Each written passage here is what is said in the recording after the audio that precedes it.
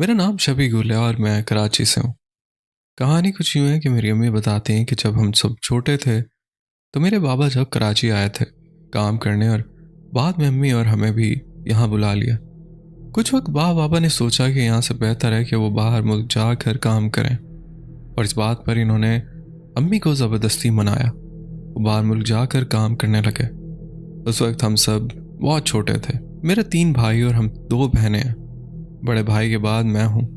इसके बाद मेरी छोटी बहन, जो उस वक्त बहुत छोटी थी, और मुझे भी वो वक्त याद नहीं पड़ता क्योंकि हम भी छोटे थे। खैर, बाबा के जाने के कुछ वक्त बाद यहाँ मेरी बहन के साथ गैर मामूली सरगर्मियाँ शुरू हो गईं। एक दिन अम्मी बताती हैं कि रात को इन्होंने देखा कि एक बहुत लंबा चौड़ा आदमी है जो घर के अंदर घुसने की कोशिश कर रहा। अम्मी ने जोर से दरवाज़ा पकड़ रखा था कि वो अंदर ना आ सके, लेकिन वो बहुत ताकतवर था। उसने अपना एक पैर और एक हाथ दरवाजे से अंदर किया हुआ और अंदर आ गया। जब वो अंदर आया तो अम्मी ने देखा कि वो मेरी छोटी बहन के ऊपर ऐसे गिरा कि गिरते ही मेरी छोटी बहन के जिस्म में गायब हो गया। अम्मी बहुत डर गई कि इतना बड़ा आदमी मेरी बेटी के ऊपर गिरते ही कैसे गायब हो गया। अचानक अम्मी ने देखा कि मेरी बहन के साथ कुछ अजीब होने लगा। पहले ऐसा होता था कि चरवाई पे इसे बांधने के लिए रस्सों से बांधते थे, और इस दौरान मेरी बहन अपने हाथ पांव मारकर जोर जोर से रोने लगती थी। तो अम्मी ने देखा कि वो बहुत तकलीफ में लग रही है, क्योंकि वो खुद अपने हाथ पांव रस्सियों में देकर बहुत जोर लगा रही थी, जैसे वो खुद अपने जिस्म से किसी को निकालना चाहती हो। अम्मी इसके पास गई और इसे सीधा करने की कोशिश की, लेकिन इसका जिस्म इतना भारी हो गया था जैसे अम्मी मेरी छोटी बहन को नहीं बल्कि उस लंबे चौड़े आदमी को उठा रही हो। उसका वजन बहुत ज़्यादा हो गया था, जिससे अम्मी बहुत बुरी तरह डर गई, और इन्होंने मेरे बाबा को कॉल की जो दुबई में थे, और इन्हें सब कुछ बताया। फिर उसी तरह छोटी छोटी गैर मामूली सरगर्मियाँ होने लगी। तो बाबा ने अम्मी से कहा कि तुम डरो मत, और पूरी रात वो दोनों कॉल पर बातें करते रहे ताकि अम्मी को डर ना लगे। सुबह होने के बाद कॉल ख़त्म होती है, लेकिन उन सब बातों में हमारे पड़ोस में जो मेरे बाबा के चचा रहते थे, इन्हें उन बातों पर यकीन नहीं आता था। अब यहाँ मैं आपको बता दूं कि उनके और हमारे घर के बीच बस एक दीवार थी, और उस दीवार के उस तरफ हमारा किचन और वॉशरूम था, और उस तरफ उनका। और हमारे किचन की दीवार थोड़ी छोटी थी उस वक्त, जिस वजह से हम एक दूसरे के घर जाए बगैर बातचीत कर लेते थे। और अब तो हमने घर ऊंचा कर लिया और अलग दीवार बना लिए, लेकिन उस वक्त अगर उनके वॉशरूम में कोई होता तो ऐसा लगता जैसे हमारे वॉशरूम से आवाज़ आ रही है, और किचन का भी यही हाल था। हम एक दूसरे की आवाज़ें आसानी से सुन सकते थे। तो उस वक्त वो लोग घर में चीज़ें बेचते थे, तो अक्सर बच्चे उनके घर से चीज़ें लेने जाते थे वक्त बे वक्त। जैसा कि मैंने आपको बताया कि बाबा के चचा को मेरी अम्मी की बातों पर यकीन नहीं था, तो उन दिनों उनकी बीवी गांव गई हुई थी। रात को ऐसा होता है कि वो बताते हैं कि रात में 3 या 3:30 का वक्त था। मेरी आंख खुली तो मैंने देखा कि 3 बच्चे हमारे घर में खड़े हैं। चूँकि वो नींद में थे, इन्हें लगा शायद बच्चे कोई चीज़ लेने आए हैं, तो इन्होंने उनसे कहा, जी बच्चों क्या लेना है, बताओ मैं दे देता हूँ। तो उस तरह बात करते हुए जब इन्होंने प्यार से एक बच्चे के सर पर हाथ रखा तो इनकी नींद फौरन उड़ गई। इन्होंने देखा कि इस बच्चे के बाल बिल्कुल ब्रश की तरह, बहुत नोकीले।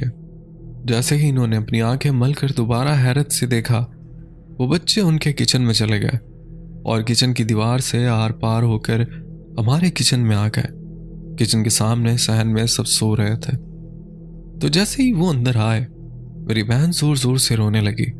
जब इन्होंने चीखों की आवाज़ सुनी तो वो समझ गए कि क्या मामला है। फिर अगली सुबह वो हमारे घर आए और अम्मी से पूछा कि आपकी बेटी रात को क्यों चीखने लगी। तो अम्मी ने कहा कि ये तो ऐसे ही करती है, आधी रात को पता नहीं अचानक से चीखने लगती है। फिर उन्होंने सारी बात अम्मी को बताई कि रात को क्या हुआ था। मेरी बहन बहुत ज़िद्दी बन गई थी और वो बगैर बात के ज़िद करती थी, और जब वो रोती तो ऐसे रोती कि अपने पाँव को ज़मीन पर बहुत ज़ोर ज़ोर से मारते हुए रोती। उस वक्त काफ़ी लंबे अरसे तक मेरी बहन के पाँव ज़ख्मी रहते थे और उनमें से खून निकलता था, और उसके पाँव के नाखूनों के ऊपर जगह नहीं होती थी क्योंकि वो तब तक रोती रहती थी जब तक पाँव से खून ना निकल आए, और पाँव को बहुत बुरी तरह जख्मी करती थी। खैर बाबा वापस आए और इन्होंने मेरी बहन का बहुत इलाज करवाया, दम वगैरह किया। एक बार जब उसे एक दम वाले बाबा के पास ले जा रहे थे तो उस वक्त मेरे बाबा बाइक पर बैठे हुए थे और मेरी अम्मी मेरी बहन को लेकर बाइक पर बैठने लगी। तो मेरी बहन ने पूछा कि आप लोग कहाँ जा रहे हैं? तो बाबा ने कहा कि बेटा हम पार्क जा रहे हैं। तो बहन हंसने लगी और कहा मैं सब जानती हूँ, आप लोग मुझे फलां बाबा के पास दम के लिए ले जा रहे हो। उसे बहुत दूर दूर तक ले गए और बहुत इलाज करवाया। यहाँ नज़दीक में एक बाबा थे जो जादूगर भी थे, लेकिन अब इनका इंतकाल हो चुका है। सुना है जिन्नात ने अलमारी गिराकर इसे मार डाला था। खैर उस वक्त उन्होंने बहुत इलाज किया, बहन को तावीज़ और दम वाला पानी भी दिया, जिससे इसकी तबीयत 2-3 दिन तक ठीक रहती, फिर ख़राब हो जाती। एक बार जब मेरी बहन बहुत डरी हुई थी तो अम्मी ने पूछा कि बेटा क्या हुआ? इसने गनूदगी की हालत में कहा कि इस वक्त हमारी गली में एक आम का लंबा दरख्त था जो आज तक है। उसके पास एक घर टूटा हुआ था जो नया बना था। उस वक्त वो घर बिल्कुल वीरान और खाली था। तो बहन ने अम्मी से कहा कि वहाँ पुलिस है और मुझे मेरे ड्रेस से पकड़ कर खींच रही है। तो ये बात जब अम्मी ने उन बाबा से कही तो इन्होंने कहा कि वहीं से कुछ असरात लगे होंगे, और मेरी बहन दम के वक्त बहुत छोटी थी, कुछ और नहीं कर सकती थी, तो दरवाजे को ज़ोर ज़ोर से पीटती थी। खैर लंबे वक्त तक उसका इलाज हुआ और वो नॉर्मल हो गई, लेकिन आज भी उसमें थोड़ा ज़िद्दीपन और गुस्सा है। तो ये मेरी स्टोरी थी, इसे लाजमी शेयर कीजिएगा। बहुत शुक्रिया आपने अपनी स्टोरी हमसे शेयर की। बढ़ते हैं एक और स्टोरी की तरफ।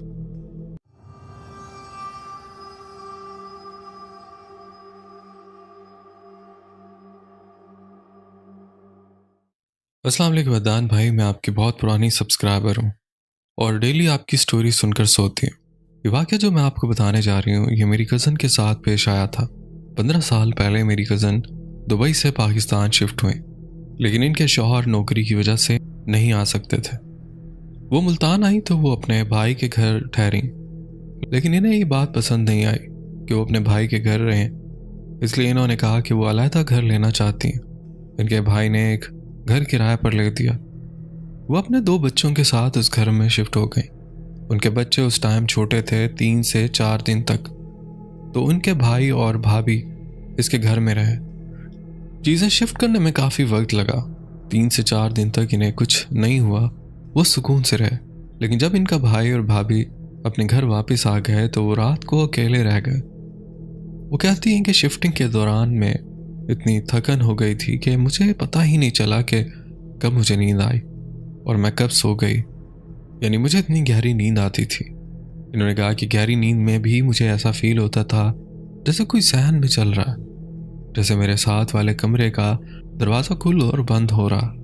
इस तरह की हिलजुल होती थी घर में, मगर मैं इतनी गहरी नींद में सोती थी कि मैं नोटिस ही नहीं लेती थी और सो ही रहती थी। इन्होंने कहा कि इस तरह मैंने 8-10 दिन गुजारे। दिसंबर की रात थी और बहुत सर्दी थी, तो अचानक मेरी आंख खुल गई। यहाँ मैं आपको थोड़ा घर के बारे में बताती चलूँ। बराबर में 2 कमरे थे, इसके आगे बरामदा था और इसके आगे सहन था। ये ऊपर वाला पोर्शन था। वो कहती हैं कि मुझे ऐसा फील हुआ जो झूला है दरमियान में बरामदे के बीच में, इस झूले पे कोई बैठा हुआ, कोई झूल रहा है और इस पर बहुत ज़ोर से झुलाने की आवाज़ आ रही थी। वो कहती हैं कि मैं बहुत परेशान हो गई और सर्दी में भी पसीना आने लगा। घर में मेरे बच्चे और मेरे अलावा तो कोई भी नहीं था, तो ये कौन हो सकता? वो कहती हैं कि मैं उठी हूँ और मैंने कमरे की विंडो से देखा तो झूले के ऊपर एक सफ़ेद लिबास पहने हुए लड़की बैठी है। इसकी पीठ मेरी तरफ थी, इसका चेहरा मैं नहीं देख सकी। मैं बहुत परेशान हुई, हैरान रह गई कि ये क्या हो रहा है। मैं बहुत डर गई और फ़ौरन अपने बच्चों को पकड़कर गले लगा लिया। मैंने आयतुल कुर्सी और जो भी मुझे याद था पढ़ना शुरू कर दिया और उसी दौरान पता नहीं मैं कब सो गई। जब आँख खुली तो सुबह हो चुकी थी। अगले दिन मैंने अपने भाई को फ़ोन पर बताया कि मेरे साथ ये मसला हो रहा। इन्होंने कहा कि शायद तुम्हारा वहम होगा और ऐसी कोई बात नहीं है। मैंने भी कहा कि ठीक है, पहली रात थी तो शायद मुझे ऐसा लगा होगा। दिन के वक्त भी थोड़ी हलचल थी घर में, लेकिन जब रात हुई तो मुझे ऐसा महसूस हुआ कि जैसे किसी ने धम से छत से छलांग लगाई है। तो कहती हैं कि मेरी जान निकल गई, कि आज तो कुछ है। मैंने पर्दा उठाकर बाहर देखा लेकिन कोई नहीं था। तो मैंने हिम्मत की और कमरे का दरवाज़ा खोला तो क्या देखा कि कमरे के सामने एक लाश पड़ी हुई है, जैसे एक मुर्दा दुल्हन हो। मैं इतनी डर गई कि खुद पर काबू नहीं रख सकी। मैंने दरवाज़ा बंद किया और दोबारा अपने कमरे में चली गई। मैं कांपने लगी। मैंने अपने बच्चों को गले लगा लिया और रोने लगी। मैं इतनी डर गई थी कि मैंने अपने भाई को कॉल की, लेकिन उन्होंने कहा कि रात के 3:30 बजे थे और वो कह रहे थे कि इस टाइम मैं कैसे आ सकता हूँ। मैंने अपने भाई से कहा कि आप आ जाएं। वो आए और आधे घंटे बाद घंटी बजाई। अब मसला ये था कि मैं नीचे जाकर दरवाज़ा कैसे खोलूं, क्योंकि लाश कमरे के दरवाजे के सामने पड़ी हुई थी। मैं सोच रही थी कि मैं कैसे जाऊं। मैंने हिम्मत करके आयतुल कुर्सी पढ़ी। मैंने दरवाज़ा खोला लेकिन वहाँ कुछ नहीं था। मैं भागती हुई नीचे गई और मेन दरवाज़ा खोला। मेरा भाई अंदर आया और मैं रोने लगी। मैंने कहा कि भाई यहाँ है कुछ। मैं डर गई थी। मेरा भाई पूरी रात मेरे साथ रहा। हम बैठे रहे और कुरान पढ़ते रहे। मैं बहुत डर गई थी। अगले दिन मैंने कहा कि मैं यहाँ नहीं रहना चाहती, बस मुझे यहाँ से ले जाएं। मैं अपने भाई के घर अपने 2 बच्चों के साथ चली गई। हमें घर लिए हुए 8-10 दिन ही हुए थे। तो मेरे भाई ने मुझे कहा कि मैं किसी से पूछ लूं कि क्या मसला है यहाँ। इन्होंने हमसाये से बात की और इन्होंने बताया कि इस घर में एक दुल्हन का कत्ल हुआ था पहली रात ही, इसीलिए इसकी रूह यहाँ भटकती है। मैंने अपने भाई से कहा कि मैं यहाँ नहीं रह सकती। इन्होंने कहा कि हम पढ़ाई करवा देंगे, ये कर देंगे, वो कर देंगे, मगर मैंने कहा कि मैं इस घर में नहीं रहना चाहती। बहरहाल मेरे भाई ने दूसरा घर दिखाना शुरू कर दिया और फिर मैं वहाँ शिफ्ट हो गई। अल्हम्दुलिल्लाह इस घर में कुछ भी नहीं है। आज मेरे बच्चे बड़े हो चुके हैं। मेरी कज़न कहती है कि मैं अभी भी उस वाक़े को नहीं भूल पाई। मुझे आज भी वो मंज़र बहुत अच्छी तरह याद है। मैं इस वाक़े को भूल नहीं सकती। वो कहती हैं मैं बहुत डर गई थी। तो ये मेरा छोटा सा वाक़या है तो मेरी कज़न के साथ हुआ था। अगर आपको पसंद आए तो अपने प्रोग्राम में शामिल कीजिएगा। और एंड में इन्होंने मुझे बहुत दुआएं दी और बहुत तारीफ़ की, इसके लिए बहुत बहुत शुक्रिया। चलते हैं एक और स्टोरी की तरफ।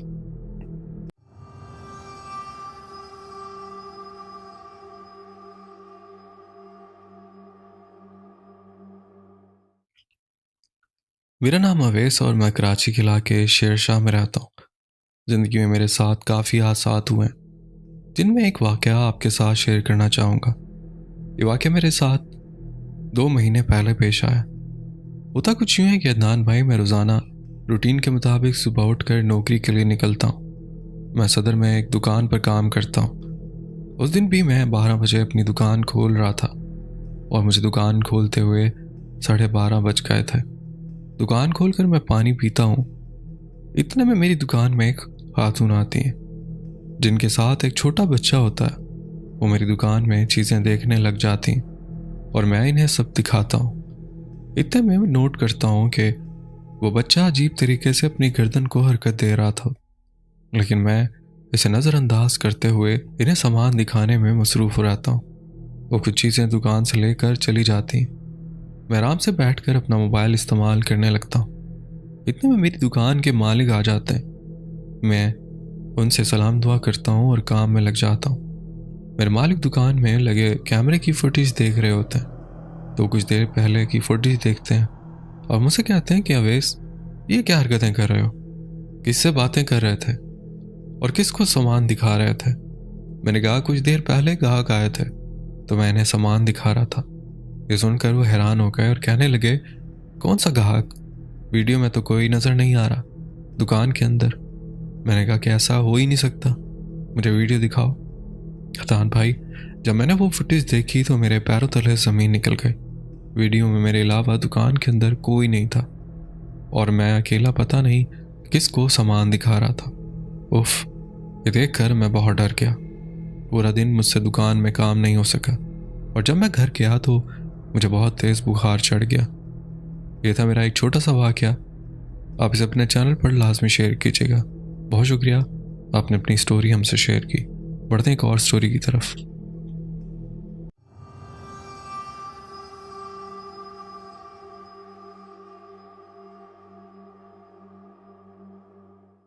मेरा नाम साहिल राज और मैं मुंबई के इलाके इंडिया से हूँ। काफ़ी अर्से से सोच रहा था कि अपनी की कहानी आपको सुनाऊंगा और अपने तमाम फैमिली मेम्बर को भी। मेरे घर से कुछ फासले पर एक मॉल है जहाँ मेरा एक दोस्त नाइट जॉब करता है। वो वहाँ सुपरवाइज़र है और इसके साथ 4 लोग भी काम करते हैं। सारी जिम्मेदारी मेरे दोस्त पर होती है। मैं इसका नाम जाहिर नहीं करना चाहता, इसके लिए आप सबसे माजरत चाहता हूँ। उस मॉल का बंद होने का वक्त रात 10 बजे है और उसके बाद सुपरवाइज़र वहाँ अकेला रहता है, जबकि इसके 4 साथी मॉल के बाहर 100 या 200 मीटर के फासले पर होते हैं। कभी कभार मैं अपने सुपरवाइज़र दोस्त से मिलने जाता था। वो अक्सर पार्टी करता था और मुझे भी दावत देता था। कभी कभार मैं इसके पास रात को रुक जाता था। एक रात मैं लिफ्ट से ऊपर वॉशरूम जा रहा था, दूसरे फ्लोर पर। जब मैं लिफ्ट से बाहर निकला तो रात के 2 या 3 बज रहे थे और मॉल की सारी लाइट्स बंद थी। दूर कहीं अंधेरा था और कहीं हल्की रोशनी।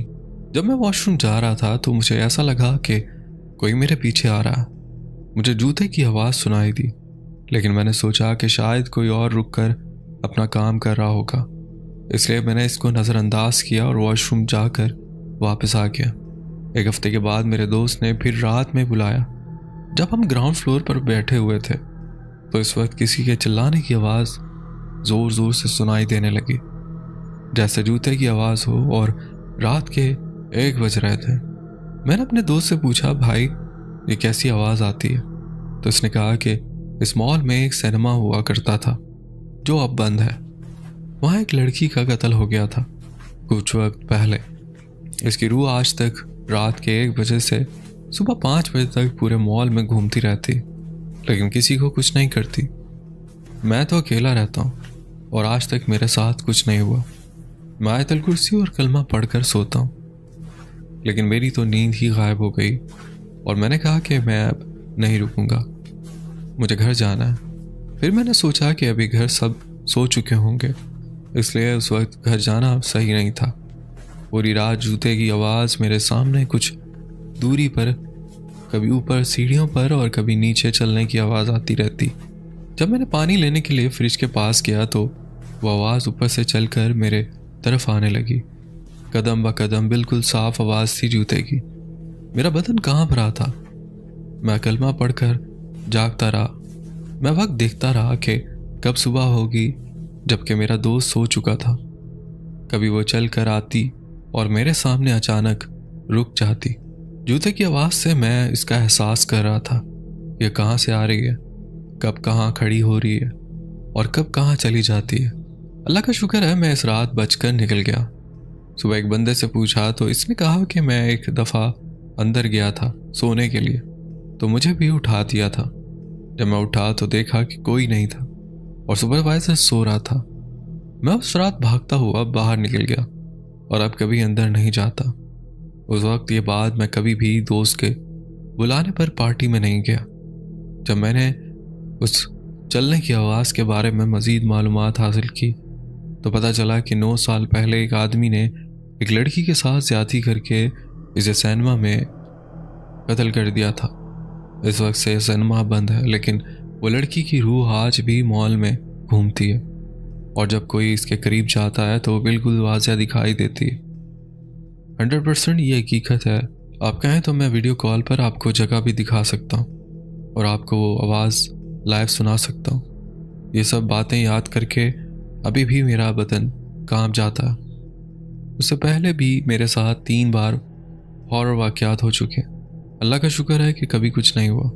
माँ बाप की दुआ है और मेरी छोटी सी हकीकत कहानी है।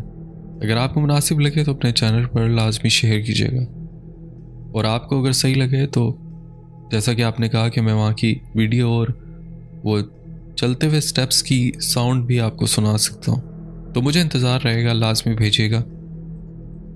और जब भी भेजें मुझे एपिसोड का हवाला लाजमी दीजिएगा कि कौन से एपिसोड में आपकी स्टोरी आई थी, और मैं उसी से रिलेटेड वीडियो आपको भेज रहा हूँ। मुझे इंतज़ार रहेगा ताकि मैं अपनी ऑडियंस के साथ शेयर कर सकूँ। बहुत शुक्रिया, आपने अपनी स्टोरी हमसे शेयर की। बढ़ते हैं एक और स्टोरी की तरफ।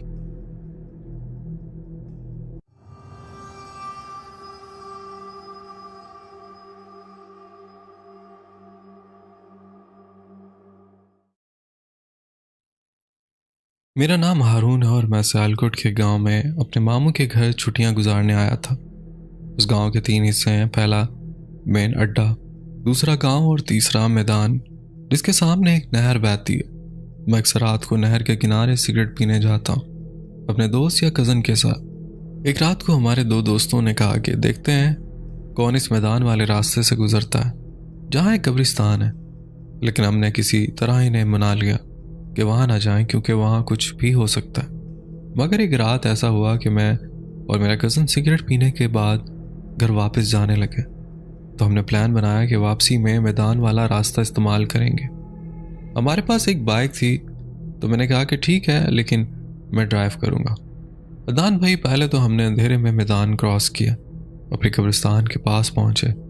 अचानक हमारी बाइक बंद हो गई, हालांकि पेट्रोल पूरा था। तो हम डर गए। मैं आपको बताता चलूं कि कब्रिस्तान वाला रास्ता रात को बिल्कुल वीरान होता है। वहाँ एक तरफ मुसलमानों की कब्रें हैं और दूसरी तरफ ईसाइयों की। हमें मुसलमानों वाली तरफ हलचल की आवाज़ आई और मेरा कज़न बिल्कुल डर गया। और क्रिश्चियन वाली साइड से भी आवाज़ आने लगी। हम खौफ के मारे वहीं बाइक छोड़कर भागने लगे। कुछ फासले पर हमें 2 आदमी नजर आए, जिससे हमें थोड़ी तसल्ली हुई और हमने ये बात उनसे कही। वो कहने लगे हमारे साथ चलो और दिखाओ। हमारे पास उस वक्त फ़ोन भी नहीं था कि टॉर्च का इस्तेमाल कर सके। फिर हम वापस उन दोनों के साथ कब्रिस्तान गए तो देखा कि हमारी बाइक की सीट फटी हुई है, जैसे कि जानवर ने पंजे मारे हों। इसे देखकर हम और ज़्यादा डर गए। इतनी देर में मेरा कज़न कहता है, हारून वो दोनों कहाँ गए? तो मैं खौफ के मारे इधर उधर देखने लगा। वो दोनों एक तरफ एक कब्र के पास बैठकर कुछ पढ़ रहे थे। मैंने खौफ के मारे चीख मारी तो उन्होंने हमारी तरफ देखकर खामोश होने का इशारा किया और फिर बहुत ही अजीब अंदाज में हंसने लगे। इतनी देर में मेरे कज़न ने बाइक को किक मारी तो वो स्टार्ट हो गई। जब हमने बाइक की लाइट ऑन करके उनकी तरफ की तो उनकी आंखें बिल्कुल सफ़ेद थी और मुंह से काला माया निकल रहा था।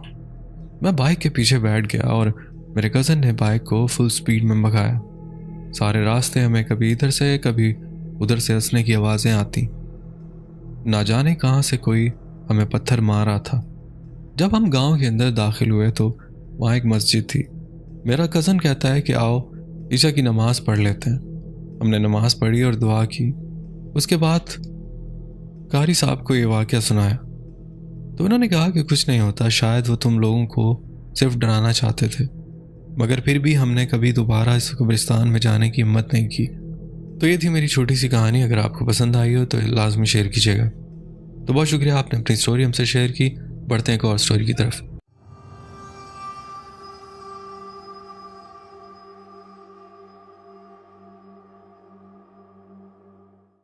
मेरा नाम आयशा है और मैं आपकी वीडियोस बहुत शौक से देखती हूँ। मैं आपकी बहुत बड़ी फ़ैन हूँ भाई। वैसे तो जैसा कि मैंने आपको बताया कि मैं हैदराबाद से ताल्लुक़ रखती हूँ। आपको पता ही होगा कि हैदराबाद के अंदरून इलाका काफ़ी वसी है। वैसे तो हमारे 2 घर हैं, लेकिन हमने हाल ही में मीरपुर ख़ास में भी एक नया घर ख़रीदा है और वो बहुत अच्छा है, लेकिन वो गांव में है। और मैं आपको बताती चलूँ कि हम लोग वहाँ अभी 1 हफ़्ता ही हुए थे शिफ्ट हुए हैं और हमारे साथ वहाँ मामलात हो गए। आपको तो पता होगा कि गांव में मगरिब के बाद कैसी खामोशी छा जाती है। और दरअसल हम शहर के रहने वाले हैं, इसलिए वहाँ वक्त गुजारना बहुत मुश्किल हो रहा था। मैं और मेरा भाई ऐसे ही बाहर गए थे क्योंकि हम घर में बैठे हुए बहुत बोर हो रहे थे, इसलिए हमने सोचा कि बाहर चलते हैं। जब मैं और मेरा भाई बाहर गए तो हमारी गाड़ी ख़राब हो गई। गाड़ी हमारे घर से तकरीबन 10 मिनट के फासले पर थी। वहाँ पर सिग्नल का बहुत मसला हो रहा था, इसलिए हमने सोचा कि घर पर कॉल कर लें, मगर नेटवर्क की वजह से कॉल नहीं हो रही थी। इस वक्त मेरा भाई गाड़ी से उतरा और इसने कहा कि मैं चेक कर लेता हूँ, तुम गाड़ी में बैठो। जब भाई उतरा और कॉल करने लगा तो मैंने देखा कि सीट पर कोई बैठा हुआ है जिसका कद बहुत छोटा था और इसका चेहरा बहुत अजीब सा था। इसकी आंखें सुर्ख थीं और मैं इस वक्त चीखने लगी। भाई ने फौरन दरवाज़ा खोला और पूछा कि क्या हुआ आयशा। बस मैं डर गई और चीखने लगी। वहाँ पर ही मैं बेहोश हो गई। ये पहली रात की बात है जब हम शिफ्ट हुए थे। घर वालों ने कहा कि तुम्हारा वहम होगा, तो फिर इस बात को नज़रअंदाज कर दिया। लेकिन जब हमने वहाँ एक हफ्ता गुजारा तो कुछ ही दिनों बाद मैं अपने कमरे में थी और किताबें पढ़ रही थी। मेरे कमरे का दरवाज़ा खुला, मेरा भाई आया और सीधा वॉशरूम चला गया। मैंने उनसे पूछा कि क्या हुआ, तो उसने कोई जवाब नहीं दिया। भाई वॉशरूम से वापस नहीं आया। जब काफ़ी देर हो गई तो मैंने देखा कि भाई वॉशरूम में था ही नहीं, बल्कि ड्राइंग रूम में बैठा हुआ था। मैंने उनसे पूछा कि क्या आप मेरे कमरे में आए थे। इन्होंने कहा कि मैं तो अभी बाहर से आया हूँ, क्या हो गया तुम्हें। मैं इस वक्त बहुत डर गई और फिर मुझे बुखार हो गया। एक हफ्ते तक मुझे शायद बुखार रहा। घर वालों ने डॉक्टर को दिखाया, फिर मैं बेहतर हुई। मुझे समझ नहीं आ रहा था मेरे साथ क्या हो रहा। बस उसके अगले दिन मेरे भाई के साथ भी कुछ ऐसा ही हुआ। मेरा भाई अपने कमरे में लेट कर स्टडी कर रहा था कि अचानक किसी ने इसके चादर खींची और मारा। वो फौरन उठकर बैठ गया और देखा तो कोई नहीं था। इन्होंने इस बात को नज़रअंदाज करते हुए दोबारा सोने की कोशिश की। फिर अचानक इसके मुंह पर जोर से किसी ने थप्पड़ मारा। जब वो उठे तो देखा कि इनके चेहरे पर निशानात हैं, लेकिन इन्होंने आयतुल कुर्सी पढ़कर दोबारा लेटने की कोशिश की। उस वक्त इन्होंने अपने साइड टेबल पर किसी को लेटे हुए देखा, जिसकी लंबाई बहुत ज्यादा थी। इसने सियाह लिबास पहना हुआ था, आंखें सुर्ख थीं, चेहरा बहुत अजीब सा था। इसके मुंह और आंखों से खून निकल रहा था। मेरा भाई वहां पर जोर से चीखने लगा और फौरन मम्मी पापा को बुलाने लगा। जब मम्मी पापा और हम सब वहां पहुंचे तो हमने देखा उनकी हालत बहुत ख़राब हो चुकी थी। वो बहुत घबराए हुए और पसीने में शराबूर थे। उनकी तबीयत बहुत बिगड़ गई। हम इन्हें फ़ौरन हॉस्पिटल ले गए, लेकिन रास्ते में जैसे ही हम घर से बाहर निकले मुझे एक तवील स्याह साया नज़र आया और इस वक्त हमारी गाड़ी का हादसा हो गया। मगर अल्लाह का शुक्र है कि कोई बड़ी चोट नहीं आई, क्योंकि अम्मी ने आयतुल कुर्सी पढ़ रखी थी। फिलहाल हम दूसरे घर में ही हैं और जब भी उस वाक़े को याद करते हैं तो बहुत खौफ महसूस करते हैं। ये हाल ही में पेश आने वाला वाक़या है। मुझे ये बातें बताते में बहुत डर लग रहा, लेकिन ये सब हकीकत है। बराए करम मेरी कहानी ज़रूर शेयर कीजिएगा। बहुत शुक्रिया आयशा, आपने अपनी स्टोरी हमसे शेयर की। बढ़ते हैं एक और स्टोरी की तरफ।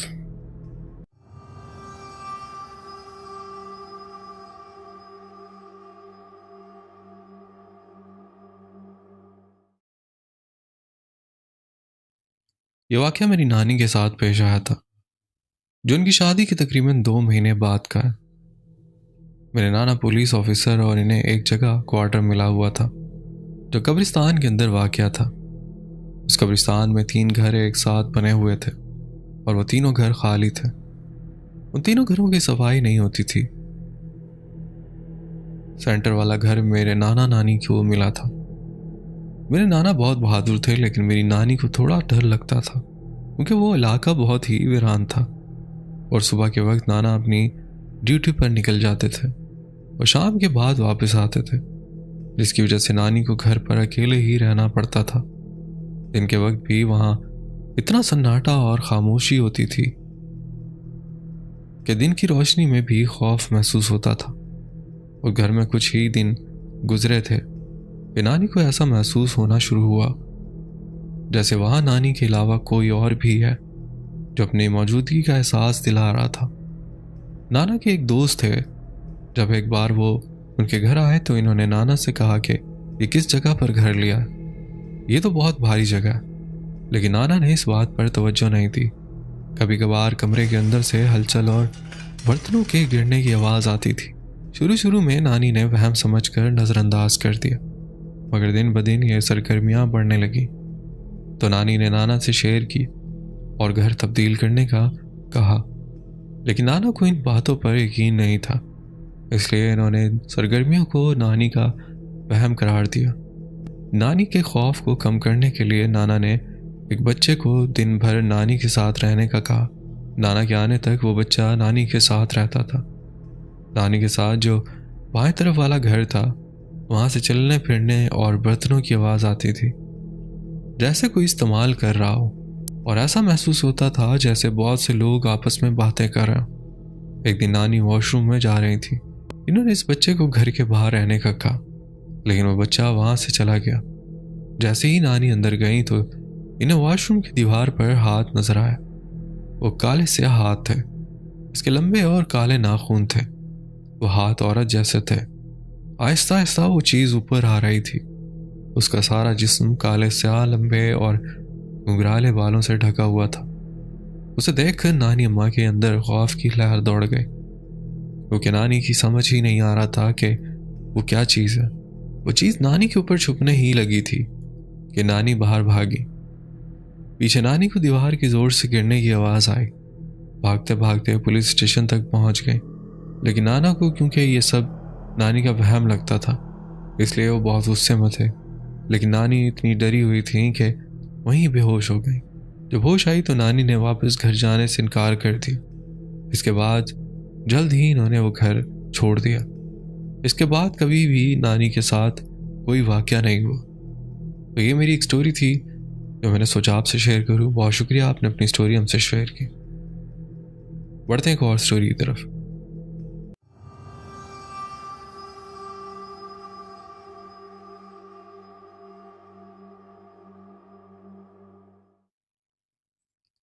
मेरा नाम हसाम है। ये वाकया 2 साल पहले का। हमारे घर में अरसे पहले तामीराती काम चल रहा था, जिसकी वजह से हम सब दूसरे घर में मुंतकिल हो गए थे। इस वक्त घर में सिर्फ मैं और मेरा भाई ही रहते थे। सुबह के वक्त मजदूर काम करने आते थे और शाम को सिर्फ हम दोनों घर में होते थे। खाना वगैरह भी हम खुद ही बनाया करते थे और सब कुछ खुद ही संभाल लिया था, क्योंकि मेरे भाई का रूहानी मसाइल की वजह से इतना ज़्यादा इंटरेस्ट नहीं था। हमारे घर की आधी जानिब नई तामीर हो रही थी, जबकि आधी पुरानी थी। इस पुराने हिस्से में एक कमरा और एक बरामदा था, जिसमें हम दोनों सोते थे। एक रात तकरीबन 1:15 बजे मैं बरामदे में मोबाइल इस्तेमाल कर रहा था और पूरे घर में अंधेरा था। अचानक मुझे लगा कि कोई मुझे देख रहा है, जैसे छत पर कोई नज़र रखे हुए है। मैंने सोचा कि शायद कोई चोर होगा जो ये समझ कर आया है कि घर नया बन रहा है और यहाँ कोई नहीं होगा, क्योंकि लाइट्स भी ऑफ थी। मैंने चुपके से छत पर चढ़ने की कोशिश की। जब मैं छत पर पहुंचा तो फौरन मोबाइल की फ्लैश ऑन की, लेकिन वहां कोई नहीं था। मैं अपना वहम समझकर नीचे आकर मोबाइल में मसरूफ हो गया। इतने में काली बिल्ली छत से नीचे आई और मेरी चारपाई के साथ बैठ गई। मैंने फ्लैश ऑन करके पाँव से इशारा करके सब भगाने की कोशिश की, लेकिन वो मेरी तरफ देख रही थी और भाग नहीं रही थी। उसकी आंखें खौफनाक तरीके से चमक रही थी। मुझे समझ आ गया ये कोई आम बिल्ली नहीं है, बल्कि कुछ और है। मैंने इसे दोबारा कहा कि अगर तुम कोई और मखलूक हो तो चली जाओ, वरना मैं तुम्हें नुकसान पहुंचाऊंगा। फिर भी वो नहीं गई, तो मैंने एक डंडा उठाकर इसे भगाने की कोशिश की, लेकिन जैसे ही मैंने डंडा उठाया वो बिल्ली वहां मौजूद नहीं थी। मैंने सोचा कि शायद वो भाग गई होगी। 1:50 के करीब मेरी नज़र अचानक छत पर गई, तो मैंने देखा कि एक बहुत बड़ा काला साया मेरे सामने से गुजर रहा था। मैं शदीद खौफजदा हो गया। जैसे ही मैंने पढ़ाई शुरू की, वो चीज़ घूमने लगी और इसके चीखने की आवाज़ छत से आई, जिसकी वजह से मेरे रोंगटे खड़े हो गए। मेरे पास इतनी हिम्मत नहीं थी कि मैं उठकर लाइट ऑन करूं या कुछ और करूं। इतने में मेरा भाई जाग गया और उसने कहा कि तुम अंदर आ जाओ, आज रात बाहर सोना ठीक नहीं है। मेरे भाई का लहजा और चेहरे के तासुरात ऐसे थे जैसे इन्हें पता है कि वो चीज़ कौन थी और क्यों आई थी। मैं बहुत डरा हुआ था, क्योंकि मैंने पहले बताया था कि मेरे बड़े भाई के साथ रूहानी मसाइल थे और मुझे उनसे डर लगना शुरू हो गया। मैंने सोचा कि इन्हें कैसे पता चला कि वो चीज़ें मुझे परेशान करने आई थी। और मैं थोड़ी देर के लिए कुरान पढ़ना शुरू कर दिया, क्योंकि मुझे नींद नहीं आ रही थी। इतने फजर की अजान हुई और दिल को सुकून आया। लेकिन सोचने की बात यह थी कि मेरे भाई वहाँ किसको देख रहे थे और इन्हें कैसे पता चला कि वो चीज़ मुझे तंग करने आई थी। तो ये मेरी स्टोरी थी। उम्मीद करता हूँ आप लाजमी शेयर करेंगे। बहुत शुक्रिया, आपने अपनी स्टोरी हमसे शेयर की। तो दोस्तों उम्मीद करता हूँ आज की स्टोरीज आपको पसंद आई होंगी। स्टोरीज पसंद आई हो तो वीडियो को लाइक करना ना भूलिएगा। अगर आप मेरे चैनल पे नए हैं तो चैनल सब्सक्राइब कर लें, बेल आइकन प्रेस करके ऑल का नोटिफिकेशन ऑन कर लें। इससे होगा ये कि आप मेरी हॉरर स्टोरीज फैमिली का हिस्सा बन जाएंगे। अपना बहुत ख्याल रखिएगा, तो हमें याद रखिएगा। मुझे दे इजाजत, मिलते हैं किसी और इंटरेस्टिंग स्टोरी में। अल्लाह हाफिज।